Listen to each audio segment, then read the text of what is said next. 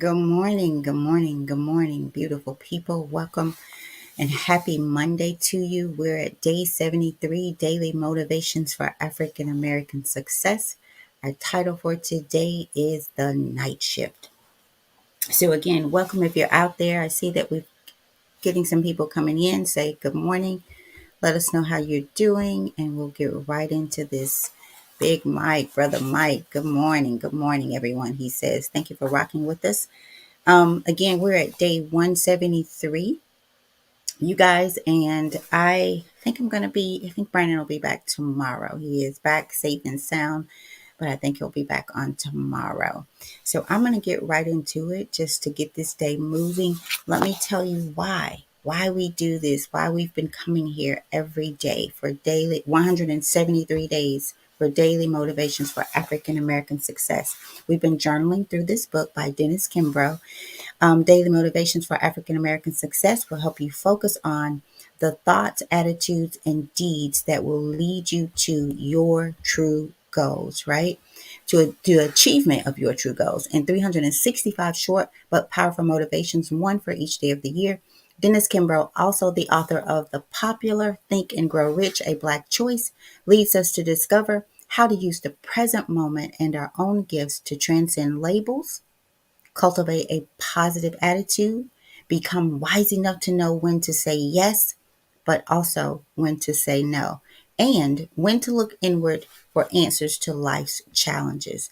Each motivation begins with words of wisdom from such distinguished and celebrated African Americans, such as, but certainly not limited to, Malcolm X, Marion Wright Edelman, Whoopi Goldberg, Charlene Hunter Gout, Bill Cosby, Carl Rowan, and hundreds of others. This treasure trove of practical inspiration will give you fresh, fresh encouragement every day of the year. But what it teaches us, me, you, should and will last a lifetime. Black Enterprise says that each affirmation in this valuable and thought provoking book takes only a few minutes to read, but it is worthy of more time for contemplation.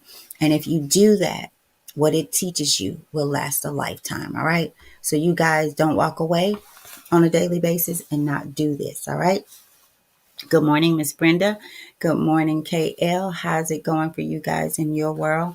Miss Brenda is going to start a new journey. Miss Brenda, I hope it was late. I was up really late last night, so I didn't get it to you, get the assessment to you. I'm sorry, the link to you so that you can take the assessment until after midnight, I believe it was. But I hope that you received it. Miss Brenda is going to embark upon this journey. So you guys, I'm looking forward to that. If anybody else would like to take the assessment, connect with me and we will make it happen. All right. Auntie Richetta says, good morning, butterfly and nephew and family. Thank you guys. Thank you, Auntie Chetta. Again, it means so much to have you join us every morning. And I hope that you are taking the time to do some of these things that we're embarking upon, the savings, the 40-day prayer challenge, sitting in the seat of your soul, right? And pouring that soul over into that spirit, right? So let's get rocking, you guys. Let's get rocking. Our topic is the night shift. The night shift. All right. So the quote, Black folks, let me get this out there, you guys. I miss Brandon trying to do all this stuff. All right. There we go. Black folks need to blow out the dim light of poverty and turn on the beacon light of hope, right? That's from TJ Jamison, president of the National Baptist Convention.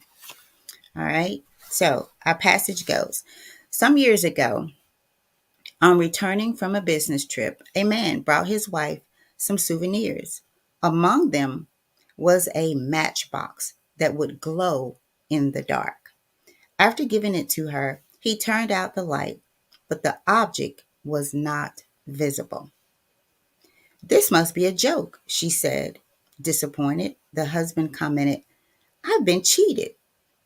Then his wife noticed a few words written in French on the bottom of the box.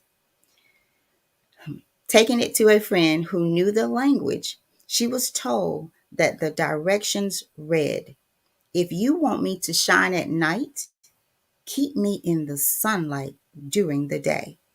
So she placed her gift in her bedroom window. That evening, when she turned out the light, the matchbox had a brilliant glow. Her surprised husband asked, "What did you do?" "Oh, I found the secret," she replied. "Before it can shine at night, it must be exposed to the light." This tale has a deeper meaning. Before you can shine in all types of circumstances, before you can reach your full potential, you must be exposed to the light. You must place yourself in situations where opportunity is possible. How do you ask the sun for sunlight? By getting out into the sun. How do you ask electricity for light for the lamp, for your lamp? By turning on the switch. How do you ask the Creator for what you want? By placing yourself in the divine flow. All light, all power, all energy flows to the individuals who places himself or herself in situations where opportunities are possible. Let's get the affirmation. Our affirmation for today: I will make it a point to walk in the light. Number 2, I will make it a point to walk in the light. And for the third time, for the people who are coming, people might need to hear it again. People not here and need to hear it. I will make it a point to walk in light. All right, so let's break it down, you guys. Let's break it down. First of all, the night shift, right? Do you all know that there are some health benefits, negative health benefits? I shouldn't say benefits. There's some things that happen to you, and maybe we think that they're beneficial, right? Working at night. But I remember hearing that for people who work at night, they typically experience, there's some effects, I guess I should say, for people who are working at night. And some of them, it says it causes disruption to the circadian rhythm, right? It is a greater risk of various disorders, right? And obesity, heart disease, mood changes, all of that. So as I was reading this, the night shift, and thought about, wow, if we make it applicable to life, when we're not working in our light, when we are not exposed to the Creator, when we're not knocking at that door, seeking the kingdom of God, right? So that we understand the light, and that we're able to walk in the light, right? Also, our quote: Black folks need to blow out the dim lamp of poverty and turn on the beacon light of hope. In reading a few things about this yesterday, you guys, I really feel like this poverty word is more about a poverty in spirit, rather than, and I've said this all along, like this we've bought into poverty thinking it means, I don't have this, I don't have this. And most things, this is defined as things you don't need. They're things you want, right? But if you have food, shelter, and some people see a box as their shelter and grateful. I've seen more homeless people more grateful than people who have the most of the most. So when we're talking about Black folks need to blow out the dim light of poverty and turn on the beacon light of hope. That is one I did not search. You guys can do that one. Search the beacon light of hope and see what that means for yourself. So let's go into the passage. There was some small writing on this gift that the husband bought to his wife. Now imagine if the wife had not taken the time to read it. She tried to read it. It was written in a different language. So what did she do? She went to her friend who spoke the language so that she could understand. When I got to that part, I thought about life languages, Bluff City leadership, right?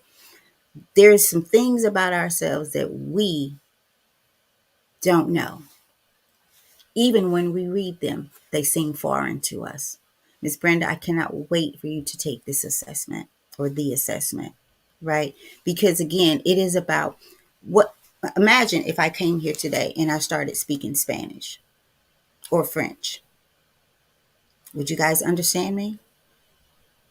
No, unless you spoke the language of French.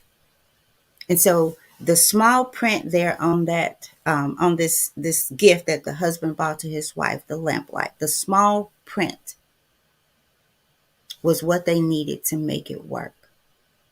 What's the small print that you're missing because you're not walking in the light? That your life is in darkness.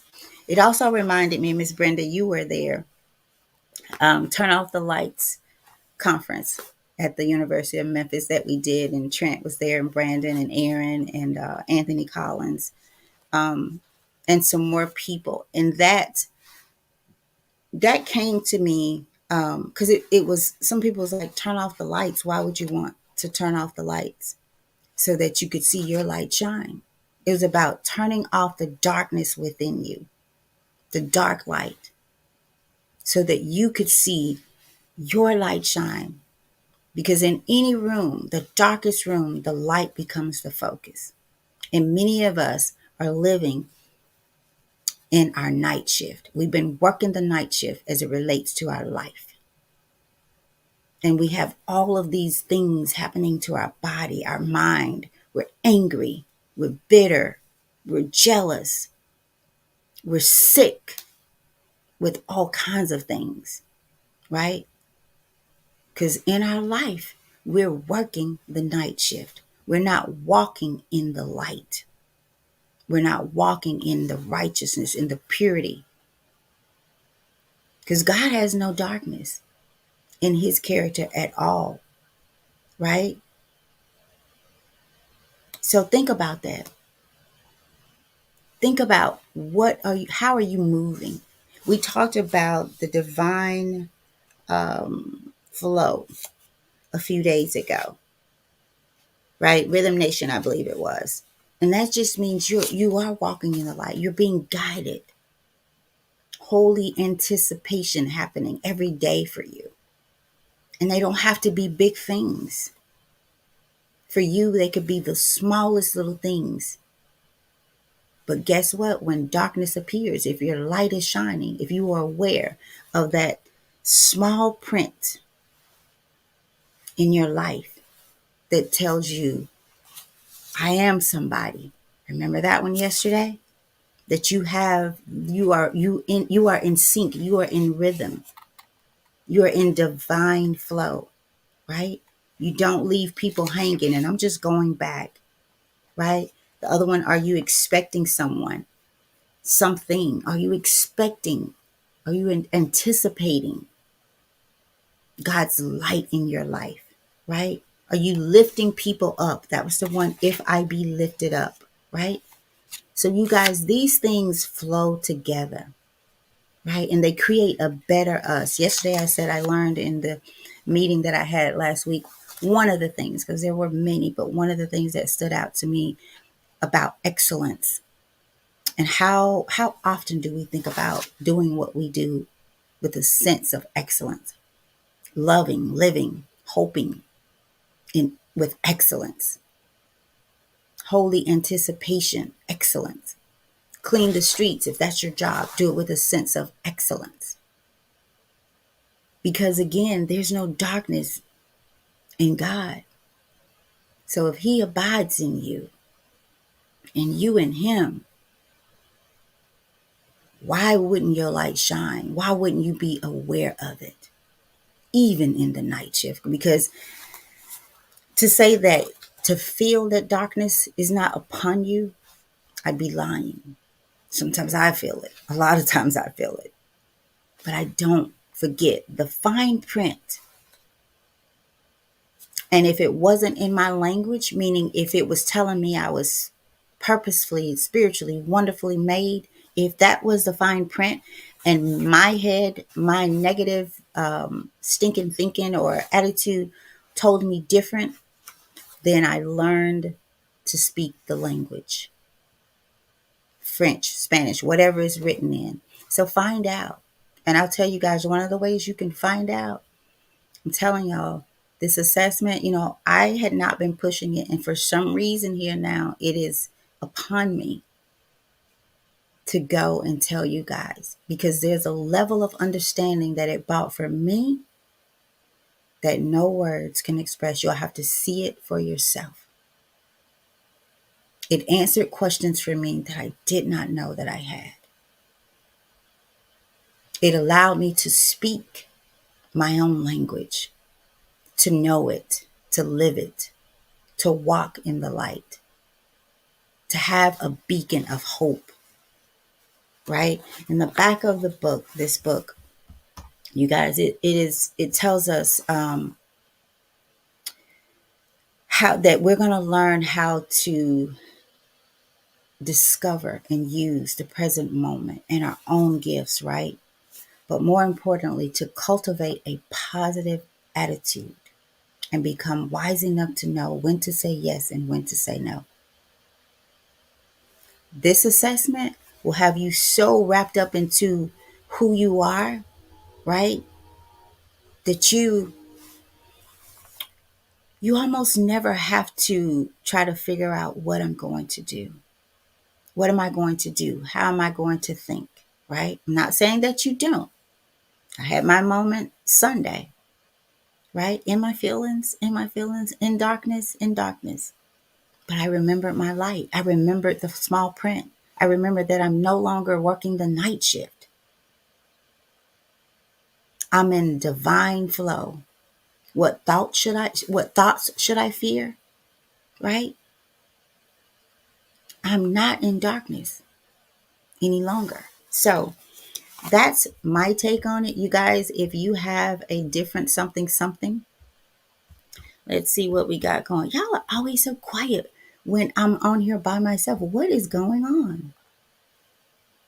All right, I guess you guys are getting it because you're still here. So if you don't have more, let's see, did I miss anything?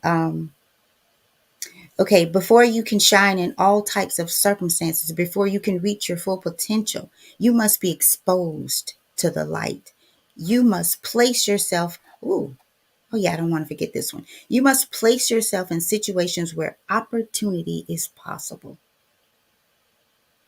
Do we do that? If you want the sunlight, you got to get in the sun, right? And I love this one. I'm always saying, if you want the lights on, if you're laying there, it's dark, you want the light on, you need to be able to see. There's some form of action that has to take place. You have to get up and turn the light on, or maybe you got it going on to the point where you can just, hey, Alexa, turn the lights on, whoever it is now, turn the lights on. But there's some form of action that has to take place, period, right? How do you ask the Creator for what you want? By placing yourself in the divine flow. By placing yourself in the divine flow. Do you guys remember what that was? What that meant to be in the divine flow? Do you remember? If not, go back and research it, right? Stop Googling things that are not feeding our soul, right? I'm going to read it again. The divine flow is finally about the fullest incorporation of death and suffering as part of the journey from life to resurrection, right? And this is more than just about, this is what it says, and this is more than just talk about our physical death that takes us from this earthly existence into the hoped for afterlife. It says hoped for afterlife. Because truth be told, y'all, we don't really, we really don't know how it's going to go. We have our interpretation from the things we read, and sometimes not even that, from the things we've heard and believe. Because there are many people who do not read the Bible for themselves to get their own perception and interpretation and allow that to blend them with God, right? Because what at the time, what may be wrong for you or right for you at an appointed time may be different for someone else. And it doesn't change who God is, or it doesn't change God or his word. It's just working differently through you at a different time, perhaps. So it says it is a blueprint for how we move through life. How do you move through life with your thoughts, with your mouth, with the things that you say, with your heart, things that you feel? How do you move? Is it through divine flow in the light, or are you working the night shift? Heart disease, right? Digestive issues. So many things are caused. Look it up, you guys. The effect of on people who work at night. I know a few people that work at night, and I can see this coming alive in their life, meaning the physical things that starts to happen to your body, your mind, because basically nature is our medicine,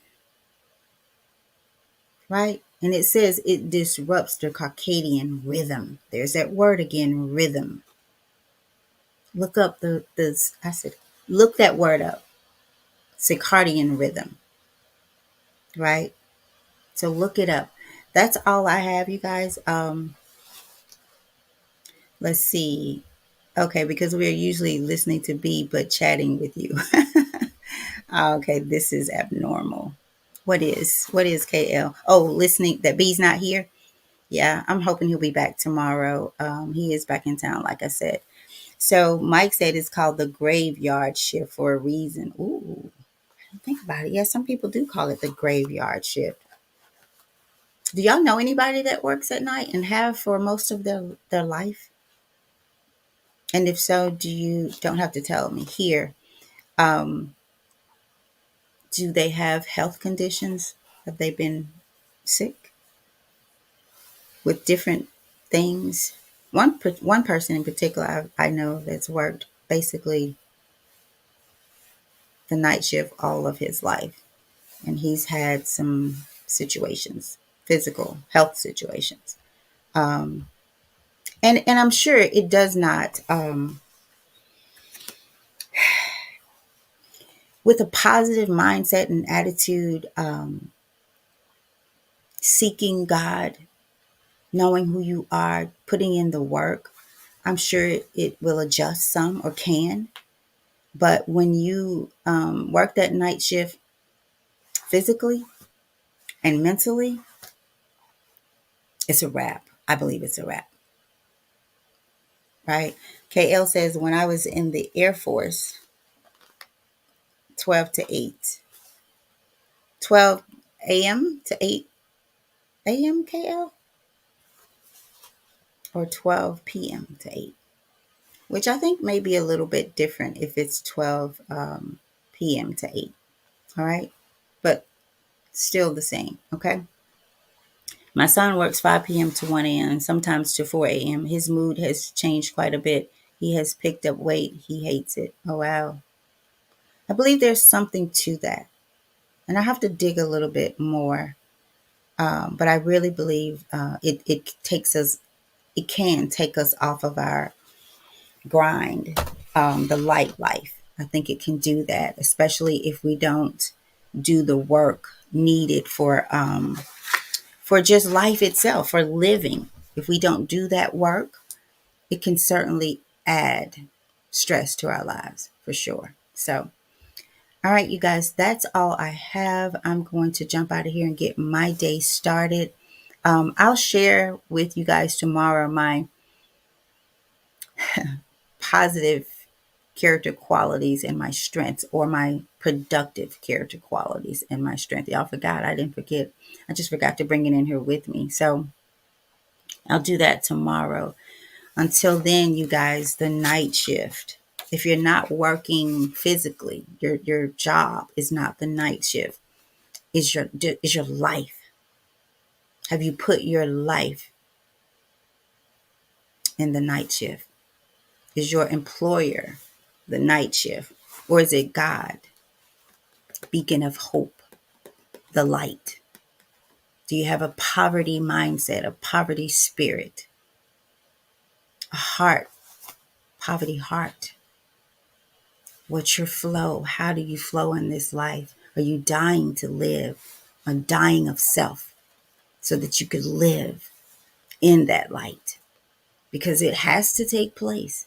And the older you are, the more work there is to do in order to see, to be a beacon of hope, to see a beacon of hope, right? So you guys, let's go out there and let's be great. Let's be great today. Let's walk in our light. Let's have a positive attitude about life. Let's not judge ourselves or people, right? Let God's light shine in you, through you, and let it be about the light of God, the beacon of hope. Not what's happened to you, not how you feel about what happened to you, how people have hurt you, right? Let's let it not be about that, because truth be told, we've all hurt somebody. There's someone hurting right now, based off something I said or did, right?